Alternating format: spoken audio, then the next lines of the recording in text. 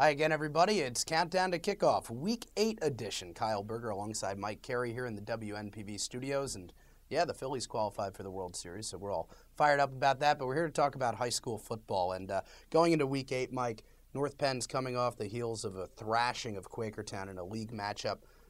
We were at that game. Were you as surprised as I was with how efficient North Penn ran their offense in that game?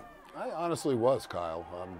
I don't think anybody expected North Penn to come out and be up 41-0 at halftime.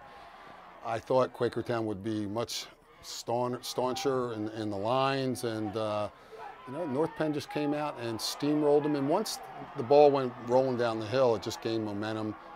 And I'm not sure that Quakertown's that bad. North Penn's awful good, and they really exposed the front seven defensively of Quakertown. As you saw, there was holes that you could drive a truck through.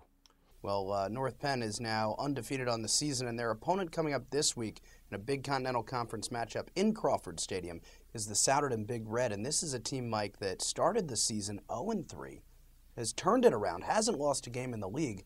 They are playing pretty good football right now.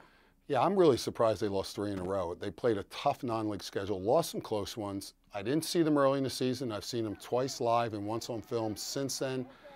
They're the second best team in the league right now. They added a couple players back, as you know, after that third game. Coyle and, of course, Derek Brown. But, and not only that, they added Barry Benefield, the defensive coordinator this year. And to me, that's like adding a star player. When you can add a guy who's an assistant coach who really changes the demeanor of one side of the ball, as Barry has done, that's just a huge plus. They're so good defensively. They run to the football. They show multiple fronts. They're playing at a high level right now. Quakertown and Souderton are the last two opponents for North Penn. You take away that, and the rest of the league in the Continental has been kind of down this year. There's nothing North Penn can do about their schedule. But when you lead up to the postseason with 7 league games against a league that maybe doesn't match up as well with some of the tough leagues across the state, does that have any adverse effect on a team like North Penn? I was thinking about that coming over, and it might have some effect. But where North Penn will balance this out, and Dick is very, very smart, Coach Beck, is in practice. North Penn, if they practice hard and get better in practice like the great teams do, keeping their standard high, not looking at the teams they're playing and looking at the scoreboard, that's where they're going to be able to continue to get better, and they are getting better. The slate in front of them, Kyle, was put on the schedule, 2 years ago.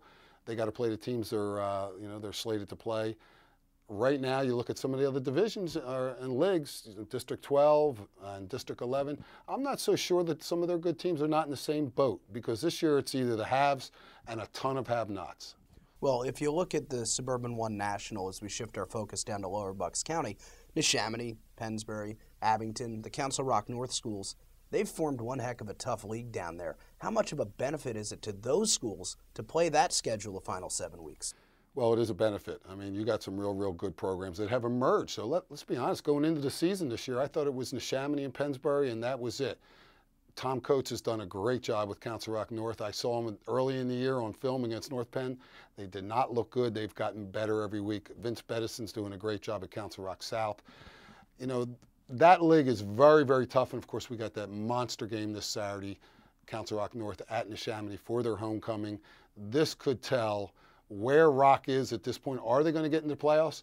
Because they still have to, go down the road and play a couple more tough teams. Their rival, Council Rock South. Huge game. Of course, weather could be a factor. How do you see that game between Rock North and Neshaminy shaping up? I see two contrasting styles. I see a team that runs the ball, controls the clock in Neshaminy, huge offensive line. Even though, just talking to Mark Schmidt, they have 2 young kids playing in the offensive line, 2 sophomores, great running back in Dean, very good fullback. They're going to want to control the clock. Rock is an explosive team, looking to hit the home run.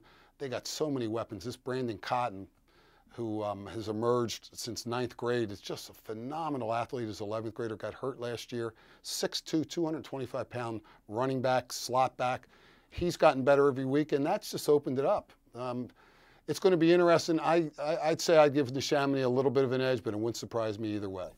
Well, it's been a very hard season to predict, especially over the last couple of weeks. And the results have wreaked havoc with Mike and my top 10s. So right now we're going to take a look at the new top 10s heading into Week 8 with a lot of changes. Here they are. The top 2 has been the same for me all season long. It remains the same. North Penn is in the number 1 spot. Pennsbury right on their heels at number 2, both teams undefeated. The only other remaining undefeated team in District 1 is Ridley and the Green Raiders, are number 3 in my poll. Neshaminy checks in at number 4. Downingtown East moves up to number 5. The newcomer to the top 10, Avon Grove with a win over Downingtown West last week in a shocker. The Whippets dropped to number 7. Council Rock North arrives on the top 10 at number 8. Souderton moves up to number 9. And Norristown back in the top 10 at number 10. And my top 10, at number 1 is North Penn. Number 2, again, for the 5th week in a row, Pennsbury. Number 3, Ridley. Number 4, Neshaminy Redskins. Number 5, Downingtown East. Number 6, Council Rock North. Number 7, Downingtown West. Number 8, Souderton. Number 9, Garnet Valley. And number 10, Avon Grove. So those are our newly revised top 10s with a couple of wild weeks to go. Of course, a reminder, you can look at the playoff points on our website at WNPV1440.com.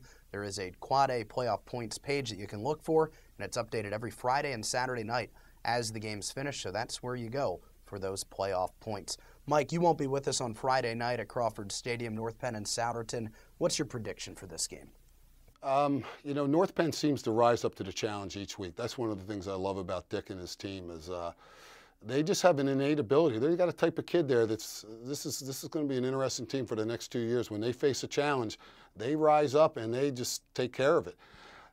Souderton's coming in on a roll. I see North Penn taking care of business and taking care of it quickly. It could be a 2 or 3 score game by the third quarter. That's how good North Penn is.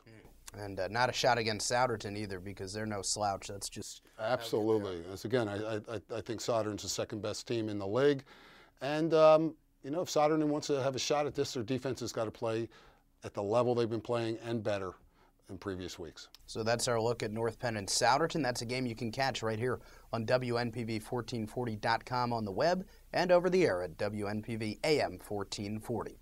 That is going to do it for this edition of Countdown to Kickoff Week 8. For Mike Carey, I'm Kyle Berger. Thanks a lot for watching, and we'll talk to you on Friday night.